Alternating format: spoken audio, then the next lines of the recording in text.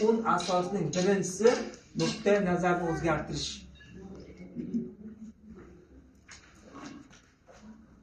Nuqtai nazarni o'zgartirish.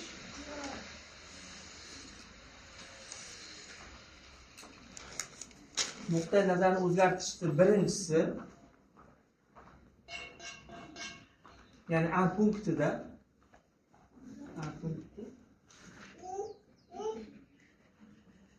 mana shu ilm sohasiga kirdingizmi deydi. Ko'chadagi bilimlarni, ishxonangizdagi bilimni tashlab, bu yerda noldan boshlashingiz kerak degan. Ko'chadagi bilimiz, oiladagi, uydagi, ishxonangizdagi aqlli bilimlar bu ilm sohasiga o'tmaydi. Siz bu yerda yangisiz, chaqaloqsiz. Bu yerga keldingizmi? Bu yerda ustoz qanaqa sizga o'rgatayotgan bo'lsa, hamma bilimni olish kerak. Nuqtai nazar o'zgartirish faol shu. O'tkurolar, meni aqlim yetadi, meni bilimim yetadi deb turib, assalomu alaykum. O'zingiz bilimdonlik qilib, o'sha o'zingizcha taklifga chiqib ketmasligingiz kerak degan. Ana shu eng katta xato. Ustoz hali aytyapti, taqdimotga chiqmanglar.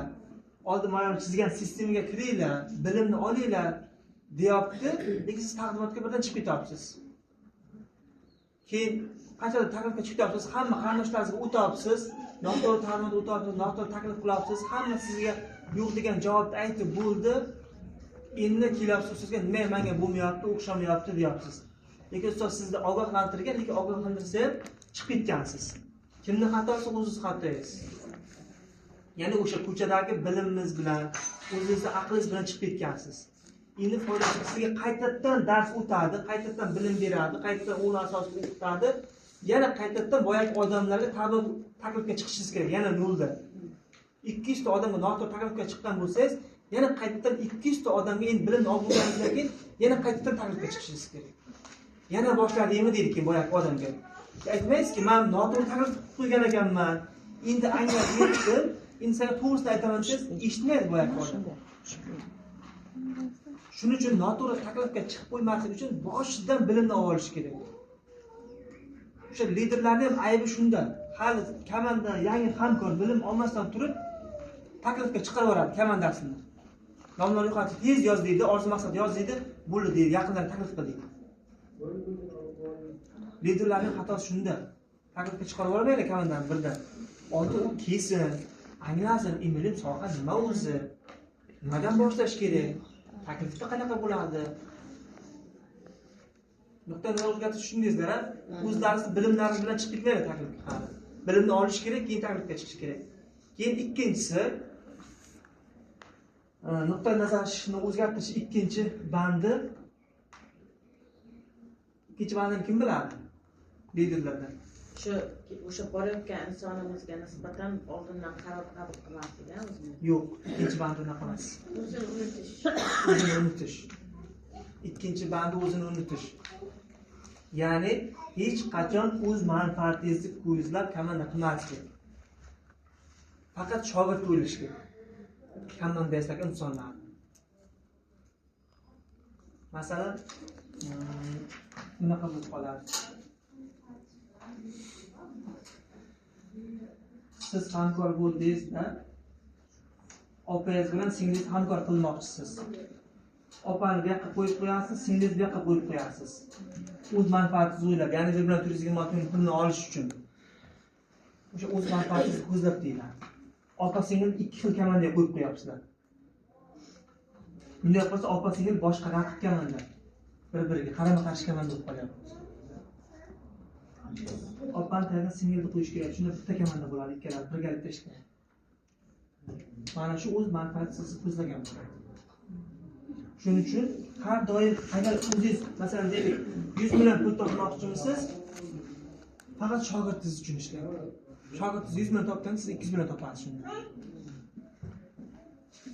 Faqat komanda uchun ishlanadi. Faqat komandani o'ylash kerak. Komanda qancha pul topsa siz 2 barobar ko'p topasiz. Shuning uchun faqat komandani o'ylang. O'zingizni unuting, ya'ni o'zingizni unutib komanda uchun ishlash kerak. Keyin komandani hamkor bo'lgandan keyin u bilan gaplashib olish kerak. gaplashib olish kerak edi. Uni ichini kavlash kerak bunday olib qarasa. U nima maqsadda qo'shilgan? Orzu maqsadi bormi? Orzu maqsadi bo'lgan bo'lsa, davay ishlaydi degan narsa. Nuqtai nazarni o'zgartirish asosan shu. Ikkinchisi maqsad belgilash.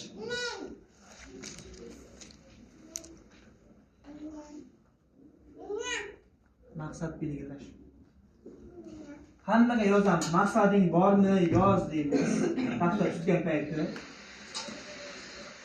10 ta kamida yozing deymiz. Qolgan 20 ta 30 ta ham yozadi. Keyin bilimni olib bo'lgandan keyin taklifga chiqadi. 5 ta odamdan yo'q degan javob eshitgandan keyin boyagi daftardagi orzu maqsad islashib ketadi. U boyagi yozgan u qanaqadir inomarka mashina olish, ota-onasini hajga jo'natish, qanaqadir ikki etajli uylar qurish. Lekin 4 ta odamdan yo'q degan javobni oladi-da, boyagi orzu maqsad islashib ketadi. O'sha 4 ta odam sizning orzu maqsadingizga yetib bunday holatda odamcha bo'layotgan bo'lsa,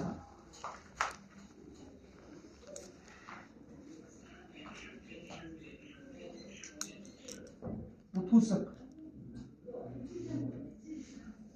Ya'ni negativ fikrlar, o'xshamayotgan ishlaringiz, qiyinchiliklar bu maqsad.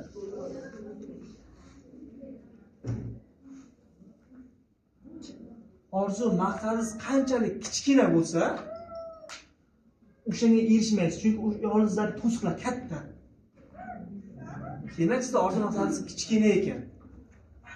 Odamlardan yo'q degan javobni eshitib, kamanda qilolmay, bu ish men uchun emas ekan deyotgan bo'lsangiz, demak maqsadingiz katta emas. Oldidagi to'siqingiz katta. Ongingizda blokingiz katta ekan, demak.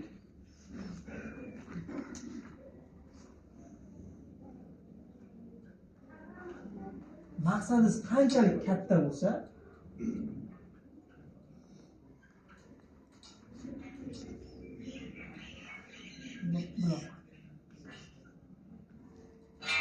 buni ko'ra olasiz, ya'ni.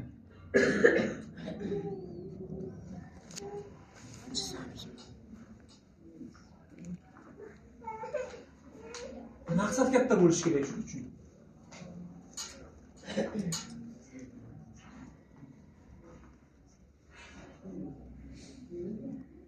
Maqsadingiz katta bo'lgan bilan maqsadingiz xohishingiz kuchli emas demak, yo bo'lmasa. Maqsad katta bo'ladi. Boya katta yozgansiz, 3 etajli uy, high-tech uy. Maqsad katta qilyapsiz, lekin xohish yo'q, istak kam.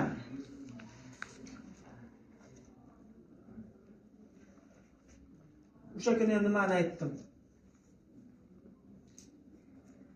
Masalan, bir beva ayolda aytdim. 4 ta deylik farzandi bor, 3 ta joyda ishlaydi, lekin charchamaydi. Nima uchun? Chunki orzu maqsadi kuchli o'sha odamning. Istak kuchli. Agar o'sha biladi, ishlamasa, farzandlarini boqolmaydi, yo yaxshi o'qitolmaydi. Shuni ko'rganmizki, puli o'zi yemasa yemaydi, kiymasa kiymaydi, farzandini repetitorga qo'yadi.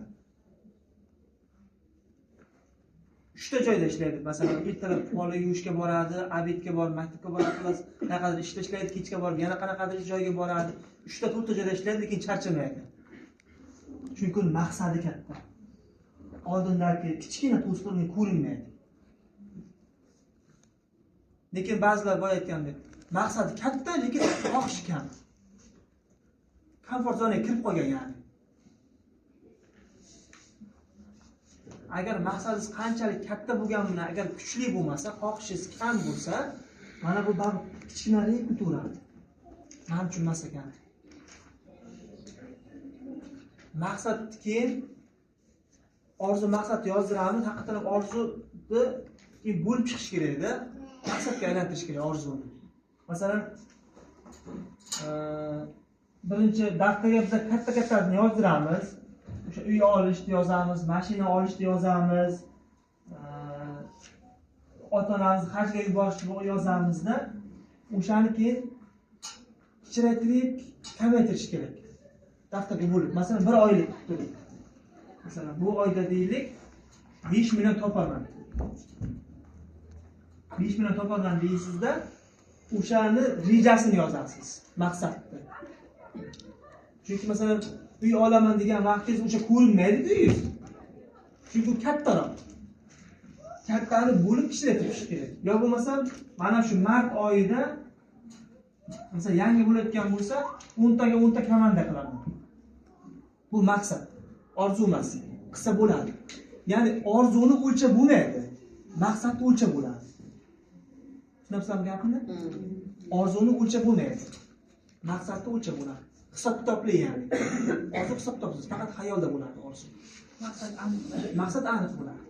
O'sha aniqlashtirib olish kerak. Reja kiritish kerak. Shu maqsadingiz qancha kuchli bo'lsa, xohish istagingiz qancha kuchli bo'lsa, o'sha natija bo'ladi. Maqsadingiz katta bo'lgani bilan xohishingiz kam, istagingiz kammi, unga erisha olmaysizlar. Prosta daftarda qolib ketadi xohish istak.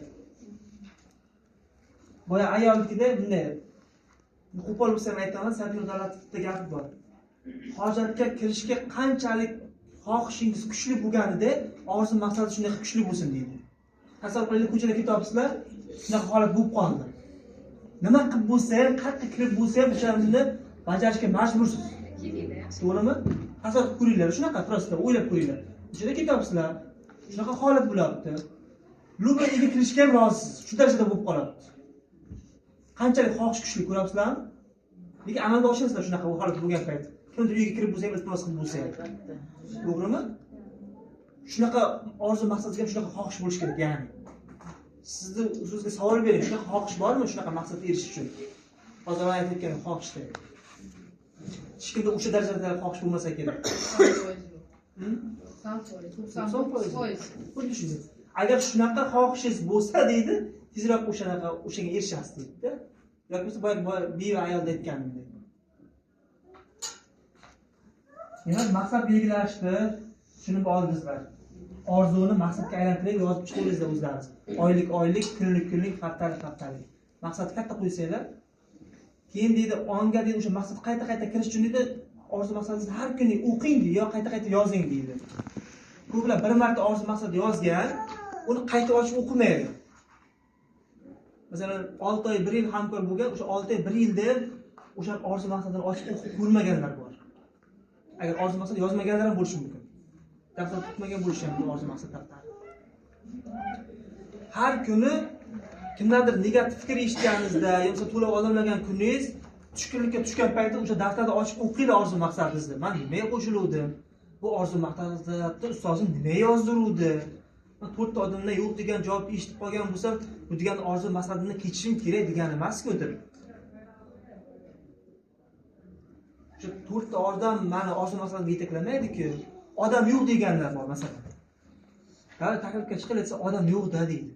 7 million aholi bor. O'zbekistonda 36 million aholi bor. Biz g'orda yashamaymiz-ku. Ko'cha to'la odam. Yo bo'lmasa pul yo'q odamlarda degan narsa bor, odam miyasida. Agar pul bo'lmasa, qanday uyda 2 ta 3 ta mashina bor o'sha odam. Uyda pul bor, ko'cha to'la pul, uy to'la pul. Faqat o'sha odamda xohishi yo'q. O'sha xohishini ichini kavlashtirib beradiganlarning vazifasi bu liderning vazifasi. Liderning vazifasi o'sha odamni ongini ochib, pulini olish. Agar unga pul kerak bo'layotgan bo'lsa, pul tomonidan ongini ochish kerak. Agar oilasiga maqsad olib kelayotgan bo'lsa, maqsad orqali ongini ochish kerak. Sen puling bor, sen yaxshi narsa ishlashni xohlaysan, mana Greenleaf'da mahsulotlari bor. Boshimizga o'tib ketdi. Mas'uliyat va burch keyingisi. Maqsad belgilashdan. Biz o'shani aylanib, o'shimga kelganda, o'shani aytib qolaman sizga. Nima dedingiz? Mas'uliyat, burch va vaqt. Kecha 12+da shunga o'xshash mavzu bordi. Tartib va intizom biznesni mustahkamlaydi. O'sha aytganimda bilan bog'liq bitta narsa o'zi. Mas'uliyat, burch va vaqt.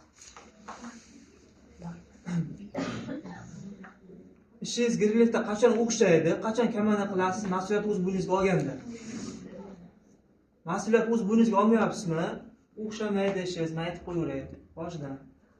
Mas'uliyatni bo'yniga olishning eng birinchi sharti taqdimot o'tishni o'rganish.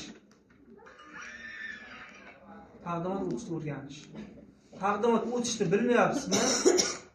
O'zi birdan liderlikning hali bo'yniga olmagan nimasini bajaribsiz demak. Hali qiyin komanda qilish. Komanda qilasiz, lekin juda sekin. Ya bo'lmasa pul kelish juda qiyin bo'ladi. Qayta ko'p darsni aytganman. Men просто ofisga kelib ketib yurganman 2 oy, taqdimot o'tmasdan 2 oy to'lov ololmaganman boshida. Chunki menga hech kim taqdimot o'tishni o'rgan demagan. Ustozlar ham aytmagan. Keyin charos ustoz 2 kunda topshirasiz degandan keyin 2 kunda o'rganganman taqdimot. Ya'ni o'zingiz xohishingiz bo'lsa 2 kun ham yetarli taqdimot o'tishni o'rganish uchun. Hozir bizga aytganda o'tmay, so'ramaganda o'ynayapti-da, hammasi so'raydi. O'tila taqdimot, o'tish bilmayman, kerakmas, qochib ketadi, xonadan chiqib ketadi. So'z aytsa, taqdimot o'tishsa. 1 yildan beri o'tish bilmaydiganlar bor. 1 yildan beri. Shu narsani tushunib olinglar-da, qancha tez o'tsanglar o'zlaringizga yaxshi. Ustoz bekorga o't demaydi. Tezroq shu mas'uliyatni o'z bo'yniga olsin deydi. Tezroq natija qilsa, tezroq qo'liga pul olsin deydi. Masalan deylik, bitta do'koningizga tushuntirdingizda yoqib qoldi, juda zo'r ekan. Menga bitta marketing o'tib ber desa, taqdimot o'tib ber, men hamkor bo'laman desa. Men o'tishni bilmayman, ustozimga aytaman, kelib o'tib beradi demaysiz o'sha odamga. Dalil ma'lum kerak o'sha odamga. Uyda o'tiribsiz, uchrashib qoldingiz, tushuntirishingiz kerak, taqdimot o'tishingiz kerak. Bu nimaga o'xshaydi? Xuddi miltiqsiz ovga chiqqanga o'xshaydi. Bitta quyonni ko'rdingiz, quyonni otishingiz kerak, miltig'ingiz yo'q. Ustoz va chaqiryapsiz. Tez kelib men quyonni ko'rdim. Ustoz keldi, qochib ketdi quyon. Ustoz deganni qochib ketadi. Qochib ketadi. Kimda aybi? Ustozda aybi. Nimaga? Ustozda aybi, chunki tez yetib kelmadi-ku. Tez yetib keldi, otaydi ustoz. U o'zingizda ayblaringizda. Sizda agar sizda aybingiz. Chunki qurolingiz yo'q. Qurolsiz ovga chiqqansizlar. Shuning uchun taqdimot o'tishni o'rgansizlar, mas'uliyat o'z bo'yniga oldingizlar. Keyin mas'uliyatni demak tushundingizlar, mas'uliyat o'z bo'yniga olish, ya'ni liderlikni bo'yniga olish. O'sha liderlik bo'yningizga olganingizda keyin o'sha komandangiz ham sizdagi mas'uliyatni ko'rib ular o'z bo'yniga olishni boshlaydi komanda. 200 ta komandasi bo'lib turib, bu yoqqa kelmaydigan. Faqat pul chiqqanda keladi. Mas'uliyatni bo'yniga olmagan. Lekin nechtadir taklif qo'yib tayyorlagan, 5-6 ta hamkor qilgan. Ularni nimaga o'xshataman? Farzandini tug'ib tashlab ketganga o'xshataman. Chunki u sizga ishonib kelyapti-da, u tepadagi odamga ishonib kelmayapti. Sizga ishonib kelyapti, sizga ishonib hamkor bo'lyapti, lekin siz o'zingiz yo'q. Bunga oson tutmaylar. Yangi odam bilan ishlab ketishiga, ofisga kelib kirishib ketishiga, hamma ham darrov kirishim emas-ku, tortinchoq odamlar bor. Shuning uchun hamkor qilib boyagida aytganday tuqib tashlab ketmaydi komandani. Ular bilan ishlaylar, chunki sizga ishonib kelyaptilar. Liderlar yoki yangi hamkorlar, yangi hamkor qilmoqchi bo'lsangiz, shunaqa hamkor qilmoqchiman, hali komandasi yo'qlarga. Masalan, 5-6 ta hamkor qilgan bo'lsangiz, ular tashlab ketmaydi. Ishlaydi. Keyin burch va vaqt. O'sha davomi bu, tengisi emas. Mas'uliyat, burch va vaqt. O'sha burch bilan o'sha emas, mas'uliyat bir-biriga chamashasiz bog'liq, vaqt endi. Vaqt juda muhim, bilinishga qanchalik e'tibor qaratsanglar, shuncha pul keladi. Men kecha o'sha narsani tushuntirdim, bugun ham aytib ketaman.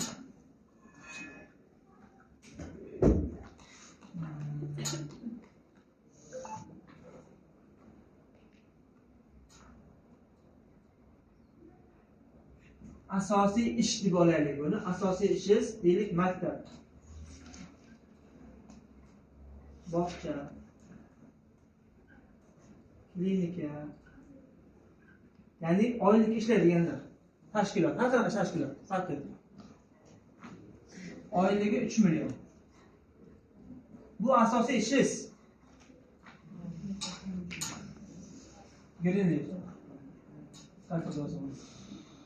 Bu yo'qlar.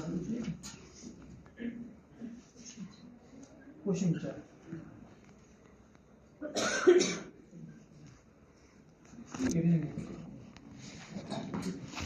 Ko'plar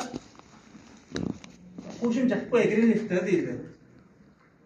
Asosiy ish mana ketaveradi, bu yerdan pul kelib turadi. Qo'shimcha ish qilib qo'yadi deydi. Xuddi boyagi aytgandek 10 kunlar kimgadir taklif qilib qo'yadi. Bu yerda bitta bir kishini hamkor qiladida 1426 ming olib ketadi. Keyin kalendar katta o'tgan paytda keyin kelsam kelarman deydi. Bitta narsani bilib qo'yinglar. Hech qachon qo'shimcha ish asosiy ishdan ko'p bo'lmagan pul. Bu yerda asosiy ishingizdan 3 million topayotgan bo'lsangiz, bu yerdan 500 ming, 600 ming topasiz. Chunki bu qo'shimcha. O'z nomini aytib qo'shimcha ishdir. Shuni bilib qo'yinglar. Qachon Greenleaf'da asosiy ish deb qabul qilasiz, shunda bu yerdagi ishingizdan ko'proq pul topasiz. Masalan, shunaqa liderlar bor, to'g'ri, maktabda kuniga 8 soat, 7 soat ishlaydi. Lekin asosiysi Greenleaf'ni miyasiga qo'ygan. Ongiga. Bu yerda ham qiladi, bu yerda ham qiladi, lekin asosiysi Greenleaf deydi. Hech qachon Greenleaf'da qo'shimcha demanglar. Qo'shimcha dedinglarmi, katta pul topolmaysizlar. Mana shu pulni olib yurasizlar, u yerda Greenleaf'da 500 ming pul topasizlar, keyin odamlardan eshitasizlar, Greenleaf'ga qo'shildim, bir so'm topganim yo'q deydi. Chunki u qo'shimcha ish qilgan Greenleaf'da, asosiy deb qabul qilmagan. Vaqt deganim shu. Greenleaf'ga qancha vaqtingiz ko'proq ajratsangiz, shuncha bu yerdan ko'proq pul topasiz. Yana bitta misol. Biz har doim aytamiz, oldingizga maqsad qo'ying deymiz, 3 yil deymiz, maksimal harakat qiling deymiz, kamida 10 ming dollar pul topasiz deymiz. 10 ming dollar. 3-yilga shu pulni topishni boshlaysiz, kamida oyiga 10 ming dollar. Maksimal 3 yil harakat qilsangiz. 3-yildan boshlab. 3 yildan emas, 3-yildan boshlab. 10 ming dollar kamida. Bu oyiga 130 million degan. Endi bu 3 yil maksimalda ishlaganda deyman, o'zim aytib turaman. Siz bir hafta keldingiz, bir hafta kimlarga taklif qildingiz, o'zi yo'qotdingiz. Bir hafta 7 kun. 3 yil 7 kunda erishadi shu natijaga. 6 oy ofisga kelmaganlar va 4 oy ofisga kelmaganlar. Bir oy hech narsa qilmagan Greenleaf uchun. Taklif ham qilinmagan, kuzatuv ham qilinmagan, umuman esidan ham chiqib ketgan bu akalar. Bo'ldinglar, 3 yil bir haftaga 1 oy qo'shildi yana. Mana bunga erishish uchun. Ketaveradi bu cho'zilib. Hech narsa qilmadingiz 3 oy. Borib hech narsa qilmadingizmi? 10 yilda chiqasiz. Boyagi chizamiz-ku, mana bunday. Mana men 10 yil deyapman, lekin o'sha 9% ga tushib qolasiz o'sha vaqtda 10 yildan keyin. Balki 90 ga ham tushib qolishingiz mumkin. Shuning uchun maksimal 3 yil deb olganmiz. Har bir kuningiz, o'tayotgan vaqtingizga kechqurun borib analiz qilish kerak. Men Greenleaf uchun nima qildim? Men oldingi maqsad qo'ygandim, 3 yilga erishaman deb. 3 yilim o'zi bir kun o'tdi, mana hech narsa qilmadim-ku degan narsani bilish kerak. Yurtni kimlardir nimadir qilib. Lekin orzu maqsad yozilgan.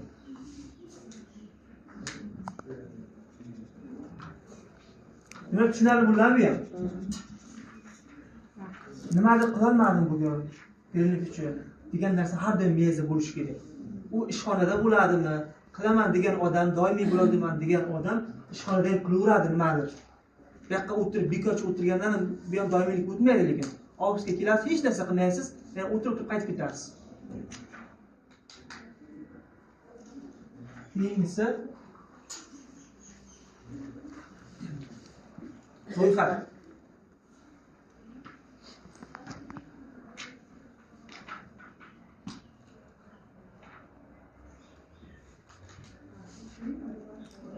Keyin ba'zilar daftarni ko'ramiz, ro'yxat yozadi.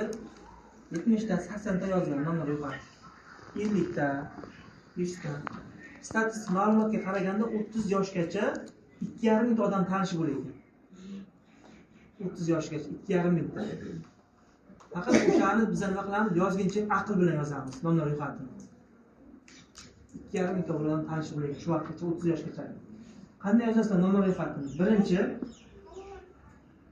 Birinchi bitga yozasizlarda oila a'zolaringiz, ya'ni xo'jayininiz, farzandlaringiz yozasizlar.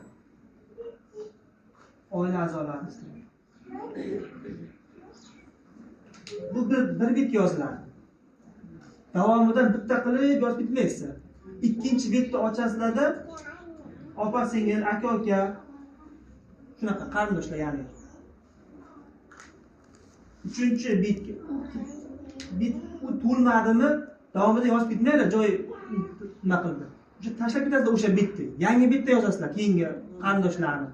Xola, amma, jiyan, uni bolalari, uni kelinlari, bola farzandlari, pasporti bo'lsa, guvohnomasi bo'lsa ham bo'lsa bo'ldi. Yozib ketaverasizlar.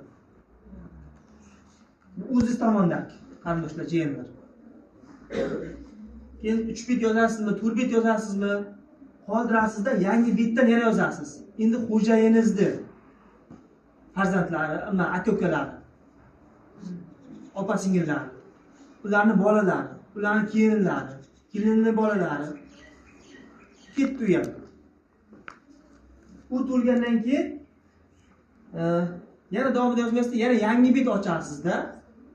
Boshda o'sha masalan erimning qarindoshlarini yozasizda, keyin ikkinchi deb yozib tasizda, shunda boya qarab bilib olasiz bu qaysi qarindoshligingizdi, o'sha bitga qarab. Keyin keyingi bitda sinfdoshlar deb yozasizda, sinfdoshlar yozasiz. 10 ta chiqadimi, 20 ta chiqadimi? Joy qolyaptimi? Yana boya aytgan gapim. Davomida yozmaysizlar, qoldirasizlar, keyingi bitdan yozasizlar. Davomida yozib bitmaydi. Hammasi alish yozibdilar bular. Sinfdoshim, undan keyin kursdoshi, qarindoshi kim yozib chiqib ketaveradi boya. Hatto u narsa.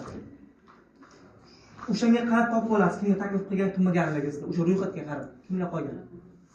Keyingi bitda o'sha xuddi aytgandek, kursdoshlar.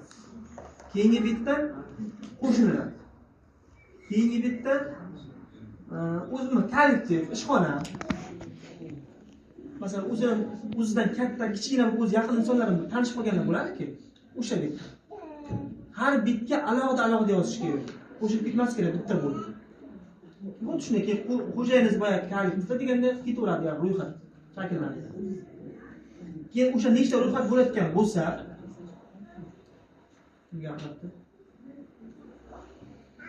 o'sha ro'yxat yozib bo'lingandan keyin o'sha ro'yxatga qarab chiqasizlar, belgilab chiqasizlar.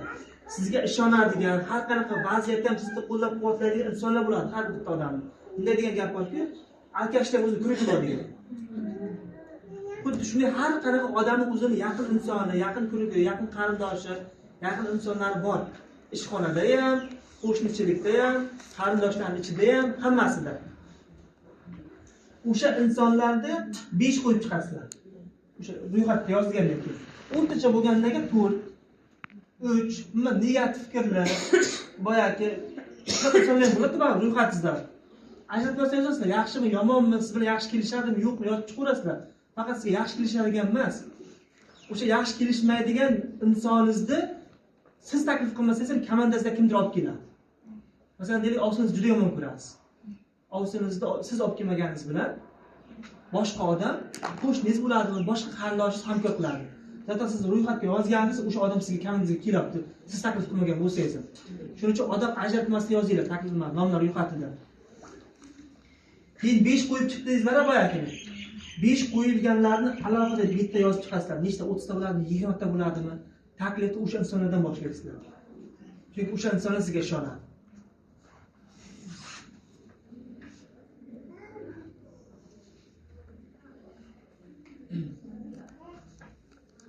Hozir endi taklif o'shanda ro'yxatga tugatgandan keyin tushuntiraman. O'shani yozganingizdan keyin keyingi mavzu taklif. Hozir endi o'shanga to'lab ketamiz taklifga. Ro'yxat yozib tushundingizlar, ha? Keyingisi taklif mavzusi. Taklifni boya aytganimdek 5 chilarni yozib, alohida yozib, taklifda o'sha 5 qo'ygan raqamlaringizdan boshlaysizlar. Chunki o'sha insonlar qo'llab-quvvatlaydi. Masalan, sizga rostdan ham ishongan odam hech qanaqa prezentatsiyasiz, mahsulotlarni tushuntirmasdan ham hamkor bo'ladiganlar bor. Masalan, men o'zimdan darsimni eshitgansam yo'qmi, nimada Men qanday hamkor bo'lganimni aytib berganman. Ayam qanday hamkor qilganim. Hech qanaqa aytsam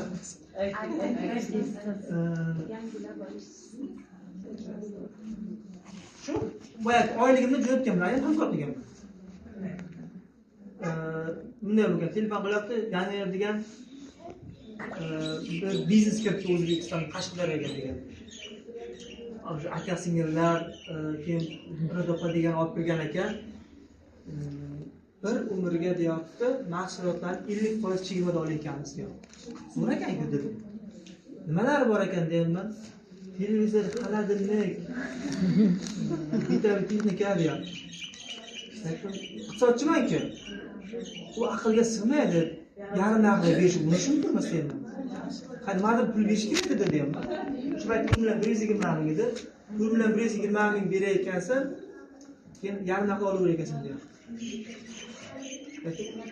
Agar pul bilan bersada xolodilnik televizorlar yarim narxda olsak, u bozor sinadi deyman O'zbekistonda deyman. O'sha kompaniyalar. Ha, men tekshirmadi o'ylayapsan, shu jurnalist bo'lsam, tekshirdim, ko'rdim, hamma sertifikatlarni ko'rdim. Hozir tez jo'natmasa tugab qoladi narsalar deyapti. Ha, hozir ishlasaysiz. Keyin qanaqa joyda beryapti desam, sekretda beradi deyapti. Sekret deymizku o'zimizdan, sekret orasida sizlar. Endi sekret desam, xayol ketdi, 1 gektar joy, baza, itash xolodilniklar turibdi, itash nimalar turibdi. Shunaqa narsalar xayol ketyapti. Faqat xolodilniklar bo'lsa, hamma narsa bor ekan. Voy, naski, idish yuvish kerak, kir yuvish kerak deyapti. Yana o'sha o'ylayman, xona idish yuvish kerak turibdi. Xona kir yuvish kerak. Ba'zida xayolim ketyapti. Yo'q, ishonmayman, o'z ko'zim bilan ko'rmaganimga desam, xullas menga ishonsam yo'q, xullas jo'natdi-da. Qisqasi, telefonda eshitib turib jo'natib hamkor qilganman-da. Keyingi oyda o'zim to'lab qo'yganman, marketingdan hech qanaqa eshitmasdan turib, o'sha vaqtda kuzatuvga narsa tashlanadi-ku. Yorqincha Mo'min bilan tanlagan bizga. Chunki o'sha vaqtda iroda ustozlar, yuz ustozlar mashinalar bo'lmagan, ular endi boshlagan. Yorqincha Mo'minni, Sevara Tojiyeva, Noila Ismoilovadan mashina olganlarni tanlaganman. 1 yilda olibdi deb. O'ylab o'tirmasa tavakkal pul berib yuborganman keyin. Keyin bu yoqqa kelib, boyagi aytgandek 2 oy hech kim taklif qilmasdan kelib ketib, keyin kitoblarni o'qib, Sadmir davlat ta'lim markazida pul kitobini o'qib, keyin bu ish soha ekanligini tushunib keyin ishlaganman. Boshida o'ylaganman 5-6 odam qo'shib qo'yaman-da, ular ishlayotganman, pul ketadi o'ylaganman. To'g'risi. Hamma shunday o'ylaydi. Shunday. Shunday o'ylayotgan sizlar noto'g'ri o'ylayapsizlar. Sadmir davlat kitobini o'qiganimdan keyin bu ish soha ekanligini, bu xuddi boshqa davlat ishiga o'xshagan bu soha ekanligini, mana shunda rivojlanmoqchimisan, mana shu ishning Greenleaf'ning barcha kerakli ma'lumotlarni, bilimlarni olishing kerak degan. Masalan, o'sha doktor bo'ladimi, o'qituvchi bo'ladimi, o'sha diplomni olishni o'qiydimi 4 yil. Shu soha bo'yicha siz ham professional bo'lmoqchimisiz, o'sha sohani mukammal o'rganishingiz kerak degan. Keyin shundan keyin ustimda ishlash boshlaganman. Ungacha boyagi xayolim shu bo'lgan, 5-6 odam qo'shaman, pul ketadi deganman. Ustoz, so'ramaganman, nimaga borib kelyapsiz? Ayam mendan oldin hamkor bo'lganda, men bu oylik jo'natib turibdi. To'g'ri, uyga borganingizda muhokama qilgan. Muhokama qilmagan. Men o'rgandim. U payt boya oylikdan 2 oylik pulimni bordi zaxirada. O'shani yeb ketaverganman-da. Endi ona-onada baribir. Nima o'rayapsan, nima o'rganyapsan demagan. Ayam o'zi ishlavergan, ayam o'zi ta'limot o'tgan, taklif qilgan. Faqat taklif qidirdi. Boshqa narsa bo'lmagan-da. Qarindoshlarimga, do'stlarimga degan narsa bo'lgan. Lekin shunday men ongimga yetmagan o'sha paytda bu sohaga to'g'risi. Keyin o'sha tarmoqli marketingda pul degan kitob o'qisangizlar ham, keyin onglaring ochilishni boshlagan. Shu kitob qayerda qayerda? Marketda tavsiyalar bo'laman, shunday olib qo'ydim. O'qinglar, onglaring shunday o'sadi. Komandani qanaqa boshqarish, bu soha qanaqa soha, qanaqa yurtiladi o'zi, hammasi o'rgatilgan. Demak, taklifni tushundingizlar-a? Keyin taklifda o'zi bu taklif juda katta mavzu-da. Boya aytdimki, taklifni ish bor deb olib kelmanglar. Taklifga ish emas bu. Avvalo oilangga sog'lom narsa olib kiringlar degan narsani kallasi o'sha insonga qo'yinglar.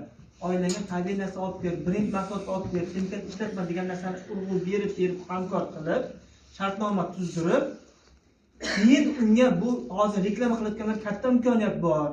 Men shuning uchun reklama agentini tanlaganman deb turib, keyin kuzatuvda jarayonda aytilayotgan gaplar ular. Chunki ko'plar masalan shunaqa insonlar ham chiqyapti, men ish bilmadim, pulim qaytarib ber deyapti. Chunki taklifda o'shancha noto'g'ri taklif degan. Noto'g'ri kuzatuv qilgan. Keyin taklifda masalan kimlardir pul uchun hamkor bo'lganligi uchun faqat boshqalar ham shunaqa o'ylaydida, boyagi odam faqat pul tomonidan gapiradi. Zo'r pul beradi gapirasa, zo'r daromad. Men o'zim o'sha xatoni qilganman. Chunki men pul uchun qo'shilganligim uchun taklifdagi og'aynilarimga faqat pul kerak deganmanda, pul tomon gapirganman. Tushunabsizlar? Ya'ni o'sha odamning psixologiyasini o'rganish kerak. Chunki siz masalan taqdimotga olib keldinglar, ustoz taqdimot o'tibdi. Ustozga o'sha odam haqida informatsiya berishlaringiz kerak. Kasbi tomonidan, oiladagi vaziyat qanaqa? Chunki u o'qituvchi bo'lsa-da faqat shifokor tomonidan gapirayotgan bo'lishi mumkin. Agar u shifokor bo'layotgan bo'lsa, unga balki ma'lumotlar tabiiy gapirib, to'liq urg'u beradi. Tushunasizmi? Shunda ustoz unga kerakli bo'lgan gap bilan o'shani ongini ochishga harakat qiladi. Taqdim o'zayotgan vaqt. Keyin shu boya aytganimdek psixologiyasini o'rganinglar. O'sha taklif qilayotgan payt pul tomonidan kerak bo'lsa, pul tomonidan gapiringlar. Mahsulot bo'layotgan bo'lsa, mahsulot tomonidan. Siz taqdimotda gapiryapsiz. Taklifda ham taqdimotda qo'shib aytib ketaman. Shu taklif qilgan odamimizga shu ustozga informatsiya berib qo'yish kerak-da. 5-6 ta bo'lsa-chi? 5-6 ta bo'layotgan bo'lsa, bitta odamni birdan 5-6 ta odam kelib qolsami? 5-6 ta bo'lsa, indamay qo'yasiz. Ustoz o'zib qoladi. Ustoz o'zib qoladi. Taqdimotda gapiraman, taqdimotda bor. Taklif tushundingizlar, o'sha odamni psixologiyasidan kelib chiqib taklif qilasizlar. Boyagi 5 dan boshlaysizlar taklifda ham. Oxir boyagi 2 dan emas, negativchilardan emas. Sizni qo'llab-quvvatlaydigan odamlardan boshlaysiz taklifda. Keyingi taqdimot.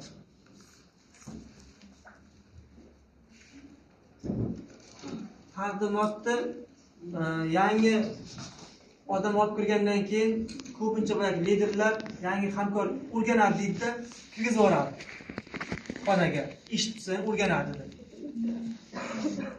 Hali yangi hamkor boyagi prezentatsiyani bo'lib keladi, savol berdi. Boyagi kelgan odam qolib ketib, hamkor savol berishni boshlaydi. Boyagi maqsadda bitta zo'r maqsad gapirayotgan bo'lsa, masalan, ko'z pachini gapirayotgan bo'lsa, u hali ko'z pachini eshitmagan. Yo'q, shunaqami deb boyagi uni oldi, ustoz bilan savol javob qiladi. Shunaqa qiladi, yana nimalar qiladi bu? Buni boyagi aloyi bo'lsa, buni necha mahal ichish kerak? Nojo'ya ta'sir yo'qmi? Aniq ozdiradimi deb qoladi. Siz hamkor. Masalan, bu yerda yangilar ham bor-da, shunaqa savollar bermaydi sizlar. Qulflab kiringlar xonaga, kirsanglar. Bo'lmasa shuning uchun shunaqa tadbir bo'lingani uchun umuman kirgizmaylar deb, kirgizmay qo'yadi o'rtada. Bo'lyapsiz. U boyagi kelgan odam hayron qoladi, bu hali o'z hech narsani bilmaydi, nima taklif qilgan deydi. Keyin boya ustozga boyagilik qiladi, o'rgatuvchilik qilayotganda nima qiladi? Bir to'qsonni ham tushuntiring deb qoladi. Qiymam bo'ladi. Masalan, ustoz biladi-da, u bir shunaqa insonlar keladi, ong juda ham yopiq. Unga 1.90 tushuntirasizmi? 5 yil tushuntirasiz, uni ongi qabul qilmaydi. Bu boyagi telefondan nimadir eshitayotgan bo'lishi mumkin, shoshilib yurgan bo'lishi mumkin. Tayyormasligini ustoz o'zi biladi. Qiziqqan odamga 1.90 ni nimalarni gapirib ketaveradi, ustoz o'zi biladi, yana gapirgisi kelaveradi. Uni o'zi negativ bo'lgan odamga 1.90 nima hisschilik bor? U sizni eshitishni xohlamayapti. Eshitish xohlamagan odamga 1.90 tushuntirib bo'ladi. Keyin boyagi tushuntirmay chiqarib olgan bo'lsangiz, ustoz o'sha tushuntirganingizda deydi, aniq hamkor bo'laydi deydi.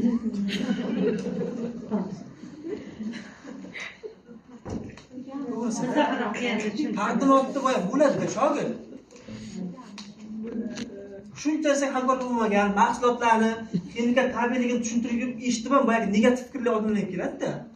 Negativ fikrlarni eshitayotgan odam ham negativ bo'lib qolgan odam tabiiyligini bilan texnika isbotlab bersangiz ham negativ odamga 199 eshitib ijobiy bo'lib qoladi. U 5-likda ekanman, qo'shib qo'yayotganman demaydi u. Shuning uchun taqdimot o'tyapti, hech qanday taqdimot prezentatsiya ham bo'lmaydi.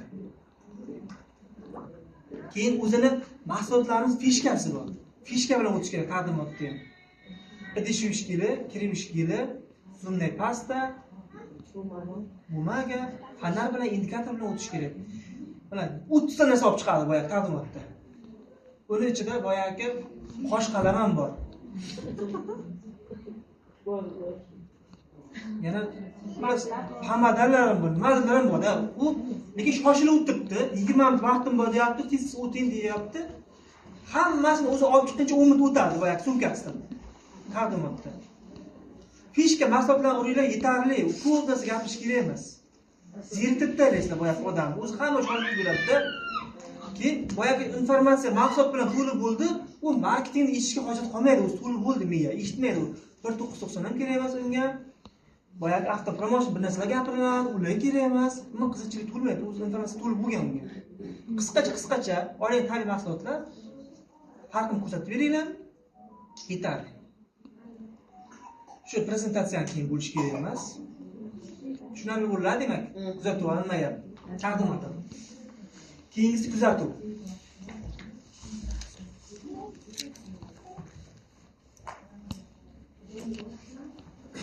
Kuzatuv juda ko'p narsaga bog'liq. Eng to'lovni olib beradigan narsa kuzatuv. Ko'plar aytadi, prezentatsiya zo'r bo'lsa deb to'lov olaman deydi. Yo'q. Prezentatsiyadan 10%, 20% to'lov olish mumkin. Kuzatuvdan 80% olasiz.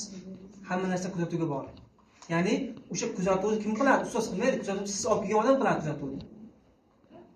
Bilmasakchi ustoz. O'rganing. Hozir bizga gapiramiz. Nima sabab? O'sha aytamanki taklifda, kuzatuvda. Unga nima kerakligini siz bilasizki, o'sha kuzatuv deyiladi. Siz bilasiz, unga pul kerak. Boy bo'lish xohlaydi. O'rtacha yashaydi hayot, o'rtacha. O'sha siz aytasiz. Pul bilan 700 ming bilan sen katta biznesmen bo'lib keta olmaysan. Sayohatlarga chiqa olmaysan begonajon. Hayoting o'zgartirishni xohlaysan, orzu maqsading bor. Demak, birgalikda ishlaylik. Pulni aytdik, men siz bilan doim birgalikdaman. Ustozlarim zo'r. O'sha kuzatuv, o'sha gapni aytish kuzatuv. Bu hozir pul tomonidan kelyapti. Endi uni pulli bo'lsa, sen zo'r narsalar ishlatasan. Eng zo'r narsalar kiyasan, eng zo'r narsalar ishlatasan oilangga. Yo'qsa, masalan, farzandda allergiyasi bo'lishi mumkin. Allergiyadan charchayapsan, allergiyang yo'q, oilangni yo'qotish xohlaysanmi? Ekologik mahsulotlar bor. Siz bilasizku oilasi qanaqa muhimligini. O'sha kuzatuv deyiladi. Unga pul kerak bo'lsa, pul tomonidan gapirishingiz kerak, psixolog bo'lib tur. Mahsulot kerak bo'lsa, mahsulot tomonidan ochib berishingiz kerak. Ya'ni uni aniqlashni o'zingiz bilasiz. Sochkasini.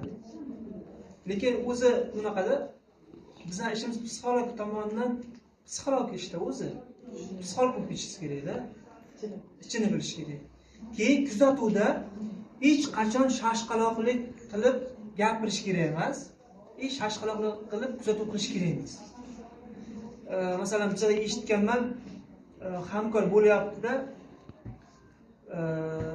mana deydi boshqa odamlar kimdir taklif qiluvdi deb aytganlar bor. Biz komandaga yangi hamkor bo'lganlardan.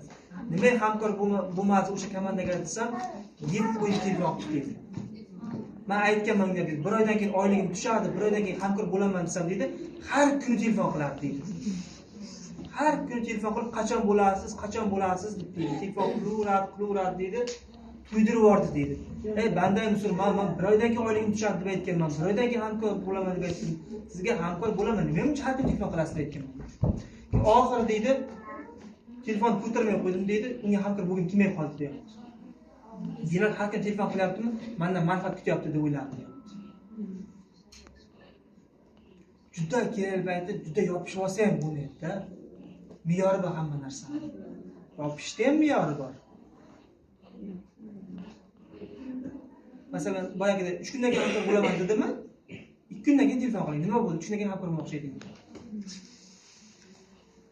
Chunki o'z manfaatingizni ko'zlab gapiryapsizmi, o'z manfaatingizni ko'zlab taklif qilyapsizmi, o'z manfaatingizni ko'zlab kuzatuv qilyapsizmi, o'sha odam sizni ko'zingizdan o'qib turadi.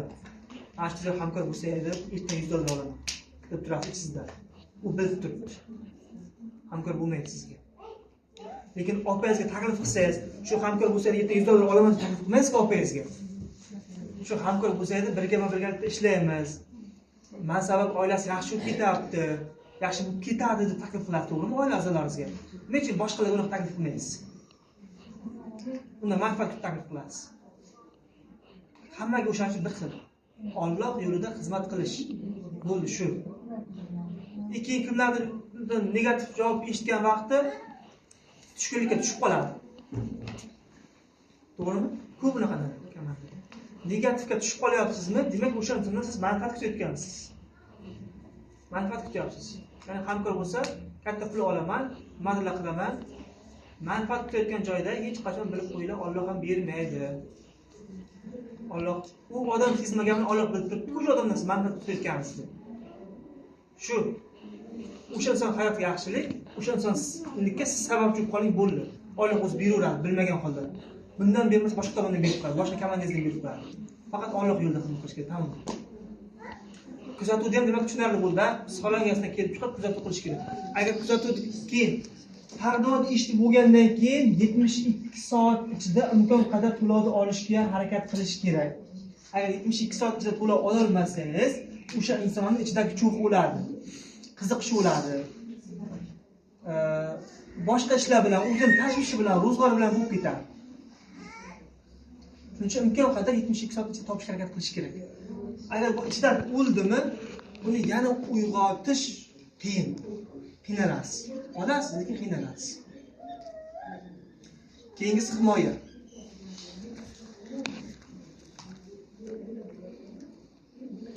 Keyin xaridga yana bitta narsa aytib ketish kerak. Xarid olgandan keyin registratsiya qilishni o'rganinglar.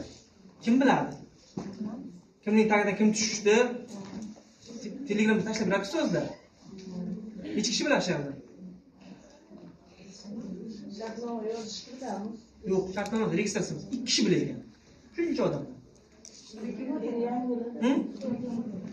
Sizlar o'rgatadi. Endi har yangilar bilmasligi mumkin, lekin shunaqalar bor, 50 ta komandasi bor bilmaydi qanaqa qilishdi. Aytaman. Uni telefonda ko'rsatadi. Men hozir yozib ko'rsatmayman. Qanaqa qilishdi. Ustozlardan so'rab o'rganib olinglar. Qanaqa qilishdi.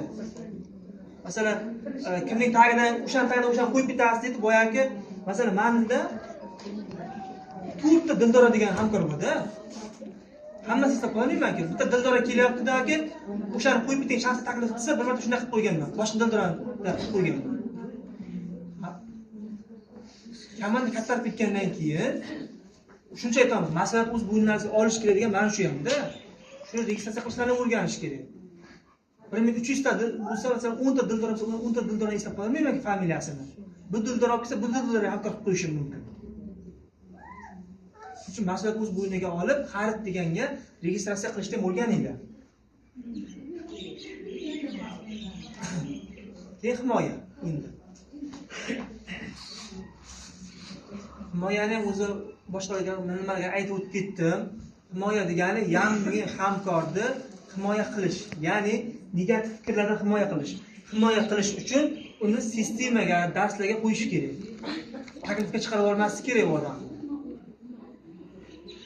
2 kundan shu gapni aytaman, qayta. Yangi hamkorni taklifga chiqarib olmaylar.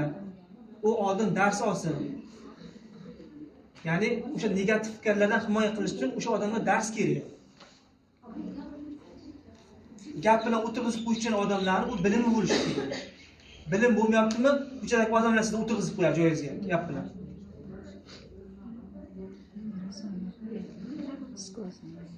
Tushunarli bo'ladi, demak himoya. Komandani shogirdlaringiz himoya qilishingiz kerak. Himoya degani bu bilim bilan. Hamkor bo'ldimi, o'tir. Orzu maqsading yoz, nomlar ro'yxatini yoz. Nima maqsadda qo'shildik? Orzu maqsadini ko'rdimmi? Davay endi reja ishlaymiz. Deb turib, endi bilimdan avval. Boya aytdimki, professional bo'lmoqchimiz o'sha ishda, katta maqsad pulga chiqmoqchi bo'lsangiz, o'sha sohani mutaxassisi bo'lish kerak. O'sha sohani mutaxassis qilishingiz kerak. Yangi hamkorni. Har tomondan dars qo'yish kerak. Kimlargadir mana shunaqa biznes tomonidan trening kerak. Ba'zi insonlarga psixologik tomondan ongni ochiladi. Hammaga har xil. Shuning uchun olib kiraverish kerak, qaysiga bo'lsa ham. Kimdandir nimadandir eshitib ongni ochiladi-da. Bizlarga ko'proq iqtisod tomonidan ongni ochiladi. Boshqalarga psixologik tomonidan ongni ochiladi. Demak, himoya tushunarli. Keyingisi kopiya yaratish.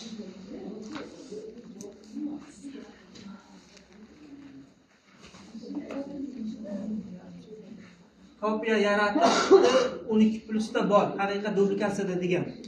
Yana aytaymi yo?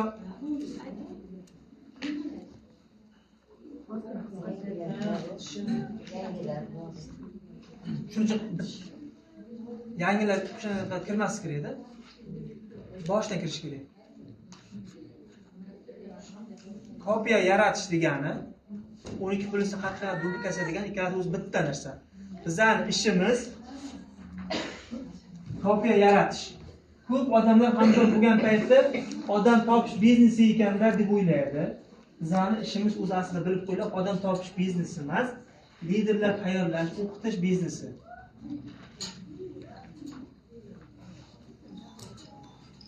Mana shu sitka, email sohasida ishlagan vaqtimiz har doim birinchi o'rinda o'rganamiz. O'rganamiz. Haqiqat dublikatsiya degani shunga yaqinroq. Birinchi faqat o'rganish kerak. O'rganamiz. Qanaqa mana shu email sohasida nima bilishimiz kerak bo'lsa, hammasini o'rganamiz. Prezentatsiya bo'ladimi, sistema bo'ladimi, psixologiya bo'ladimi, kamandan ushlash qanaqa bo'ladi, biz faqat o'rganamiz. Keyingisi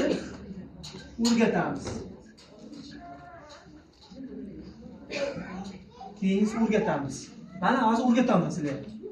Dars qanaqa o'tilishi.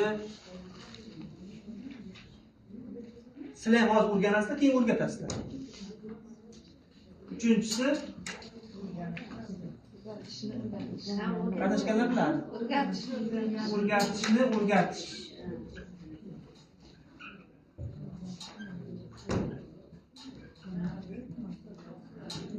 Bizning ishimiz shu. Mana shu bo'yicha ishlaymiz, oson. O'rganamiz, o'rgatamiz. O'rgatishni o'rgatamiz degani masalan, bitta liderimga davlat sistema o'ting deyman. O'rganasiz deyman. O'sha men unga o'rgatayotganim. Ya'ni liderlikda o'rgatyapman unga. Hozir o'rgatyapman. Kimgadir endi o'tingsiz deyman, o'sha o'rgatishim. Sizlar ham shunaqa. Sizlar ham hozir o'rganasizlar. Keyin mana shu sistema o'tasizlar, prezentatsiya o'tasizlar, keyin o'rgatasizlar komandangizga. Keyin o'rgatishni o'rgatasizlar. Shu bilan shakllanib kelaveradi. Keyin kopiya yaratish degani dublikatsiya yaratishda. Masalan, hozir bizlar ishimiz nima? Biz ham boshda ustozlardan kopiya bo'lganmiz, barcha bilimlarni olganmiz. Ya'ni kopiya yaratib olganmiz o'zimiz ustozdan. Ustoz qanaqa bo'lgan bo'lsa, ustozdan kerakli bilimlarni olib kopiya yaratganmiz. Va o'zimiz ham boshqa kitoblarni o'qib, psixolog darslarni eshitib, yana o'zimizga qo'shimcha qilib bitta liderlik nimamizni shakllantirganmiz. Endi sizlar ham xuddi shunday. Bizdan nimadir olib, ya'ni kopiya qilib olishlaringiz kerak. Qaysidir ustozni taqdim o'tish yoqadi, o'sha ustozdan taqdimot o'tish jarayonini o'rganib olish kerak. Fishkalarni. Kimlardir masalan sistema o'tadi. Masalan, mendan qanaqa sistema gaplari o'rganib olinglar. Boshqa ustoz boshqacha sistema o'tadi. Undan nimadir sistema o'rganasizlar. Ya'ni kopiya. Shu nimasiga bitta savol, masalan, kopiya yaratyapsizlar. Sizga yangi taklif keldi. Nimadan boshlaysiz ishni? O'sha yangi taklifdan siz o'zingizga kopiya yaratmoqchisiz, to'g'rimi? O'sha Taklifda kopiya yaratib bo'lmaydi. Hamkordan. Hamkor, sizning hamkoringizda o'zi. Hamkor. Mana keldi sizni komandangizga, siz o'zingizga o'xshagan bir kopiya qilmoqchisiz. Birinchi boshlayotgan ishingiz mana shu etap bilan yozib ko'rsatib bering shu narsani. Hayır, birinchi etapda o'zi tushuntiring. Qanaqa kerakda, hamma a'zo qilgan, hammani kopiya yaratmoqchi. Endi hozir aytib kopiya deyapmiz, lekin buni tushuntirish kerakda, hozir hamma tushunib olish kerak. Birinchi kopiya yaratishni nimasi? Daftar tutish. Daftar tutishlar. Hozir aytamizki, daftar tutinglar deymiz. Daftar tutish. daftar tutiladi. O'sha orzu maqsad yozdiriladi. Nomlar ro'yxati yoziladi. Keyin sistemaga kiritiladi. Sistemaga kiritiladi. Hozir mana shu kopiya yaratganimiz sistema. Orzu maqsad yoziladi. Orzu maqsad yozdiramiz. Nomlar ro'yxati yoziladi. Orzu maqsad. Ikkinchisi B. Orzu maqsad. Hammasiga mana shunaqa qilib dars o'tishimiz kerakda. Mana hamkor bo'ldimi? O'sha mana shu narsani qilishing kerak. Mana A, B, V. Keyin ular shunga qarab ishlaydi. Hozir aytib kitob ular kalasiga kirmaydi. Именно shuni ham как sistema tushuntirishimiz kerak. Nima qilish kerak boshida? O'sha shunaqa narsani ustozlar qilish kerak-da. Orzu maqsad, keyin B ro'yxat. Orzu maqsad, keyingisi ro'yxat, nomlar ro'yxati. Kimlargadir shukronalar daftarini tutib turadi. Kimlar shukronalar daftarini tutadi. Chunki shukrona keltirib o'sha oilaviy tashvishlar bilan deydimi, ro'zg'ormi, shunaqa ishlar bilan bo'lib, bilib bilmagan holda noshukriga qilib qo'yamiz-da. Shuning uchun kimlargadir shukronalar kerak. Masalan, bizlarga men ichimda o'z shukronalar bor har doim. Menga yozishim shart emas. Yurgan yo'lim doim shukronalar keltiraman. Nima ish bo'lsa qat'iy emas, tashvishlardan boshqa nima har doim shukronalar keltiraman. Shuning uchun kimlargadir shunaqa shukronalar daftarim kerak. Shukrona. Shukronani har kuni yozsa, shukronani ko'payib ketaverar ekan odamda. O'shani har kun uchun shukrona keltirish kerak. Masalan, qanaqadir o'sha kuni ishingiz o'xshamadi, taklifingiz bo'lmadi, kimdir negativ fikr bildirdingiz. Shukronani yozursangiz, shuncha shukrona keltirishimga sabab bor ekan deysiz. Hayotim yaxshi ekan bunday o'xshasa bu Uspokоительный daftarda. Shunday. Shuning uchun shukronalar ham kerak. Keyingi sistema, ikkinchisi. Keyin bo'ldi, sistemaga kiritasiz. Beshinchisi. Sistemaga qayta kirilaveradi. Onga qarab sistemani tushunib oladi. Masalan, hozir biz kopiya deb aytyapman. Kopiya degan gapni masalan 3 oydan beri eshitib ham anglamaganlar bor. Qaysi ustozlar. Hozir kopiya deganimni hozir anglayotganlar. Shuning uchun qayta eshitsanglar, kimdandir nimadir olasizlar. Kimlardir taklifdan xato qilayotgan ekanman deydi. Kimlardir kuzatuvda xato qilayotgan ekanman deydi. Kimlardir munosabatda xato qilyapman deydi. Kimdir ustoz va shogird munosabatida xato ketayotgan bo'ladi. Kimlardir kopiya yaratmayotgan bo'ladi. Kimdir maslahat o'z bo'yniga olmayotgan bo'ladi. Qisqasi shu. Xatolarni anglaydi. Kimlardir nimadandir anglaydi. Shuning uchun qayta sistemaga kiringlar deymizda. Hozir men ko'proq o'rg'onni hozir kopiya yaratishga qaratyapman sizga. Qancha kopiyasi ko'p bo'lsa, shuncha plyus ko'p bo'ladi. O'sha nimada biz nimani tushuntirdik? Uchagida u. Men buni tushuntirdim. Taqdimotda qancha taqdimot o'tish, yig'ilishda Men aptashim bor. neyse 500 ta taqdimot o'tish kerak. 500 ta taqdimot. 500 ta taqdimot uchidan 100 ta komanda tushadi, hamkor. 100 ta hamkor. 100 ta hamkor ichidan hech bo'lmaganda 10 ta lider chiqadi. 10 ta lider chiqadi. Sizga doimiy pul kelib turishi uchun mana 100 ta odam sizni boy qilmaydi. Liderlar boy qiladi. 10 ta lider. Bitta lider sizga kamida $300 pul olib keladi. Endi bu tomoningizda 5 ta lider bor. Bu tomoningizda 5 ta lider bo'lsa, kamida siz oyma-oy 1500 pul olib keladi. Bu tomoningizda 1500, bir qo'lingizda 1500. $3000. Lekin shunaqa bor. 500 ta komandasi bor, lekin ichida lider yo'q. Faqat mana shu 100 ta komandaning tepasida bitta faqat siz lider bo'lsangiz, $300 da o'zingiz topasiz. $300 da o'zingiz topasiz. Chunki faqat siz lidersiz. O'zingiz prezentatsiya o'tasiz, o'zingiz sistema qilasiz, komandani yurg'izasiz, mas'uliyat bo'limiga oddiysiz, sistema o'taman deysiz, ofisga chaqirasiz, plus qiynalasiz. Hamma qiynaladi. Biz ham shuni qilganmiz. Endi uni lider qilib chiqarish uchun qiynalish shart. Uni omini ochish uchun. Xohlaymizmi, yo'qmi shunaqa bosqichdan o'tasiz. Biz ham o'tganmiz, siz ham o'tasizlar. O'shani ongini ochib 100 tadan bu tabiiy holat demoqchiman. 10 ta lider chiqishi 100 tadan. O'ylamanglar sizlar. Hozir 1300 ta komandam bo'lganimda o'sha 1300 ta ham komandam emas. Ichida 30 ta liderim bormi? 20 tamam, 20 ta bormi? Shuning uchun shunaqa lideringiz ko'pligiga qarab, qancha kopiya ko'p yaratsangiz, kopiya yaratish oldin o'zi kopiya bo'lishingiz kerak. Lider bo'lmasdan turib lider tayyorlashning imkoni yo'q. Lider siz agar deylik o'zingiz tayyor bo'lmasangiz, lider sizni oldingizda ergashmaydi. Keyin ko'p odamlar bunday qiladi. Lider odamni komandasiga olib kelishni xohlaydi. Yo bo'lmasa sitrikni olib kelishga harakat qiladi. Shu zo'r lider bo'ladi, shunday ko'z yonar, o'shani hamkor qilsam deydi, komandam zo'r bo'ladi deydi. Sizdan kuchli odam sizni eshitmaydi. Xuddi shunday, sizdan kuchli odam sizga kelmaydi. Eshitmaydi. Bu misol Kuchli keltirdim. bo'lsangiz Shunday. Qachon kuchli bo'ladi, shunday keladi. Kecha aytdim, ikkita qo'shni masalan deylik, taklif qilyapti meni. Bittasi kuchli lider, bitta qo'shnim uy bekasi, uni uydan chiqmaydi. Iste'mol tushib qolgan. Taklif qildi meni. Men o'zimga ishongan bitta liderroqman. Kimga hamkor bo'laman? Lider qo'shnimga hamkor bo'laman.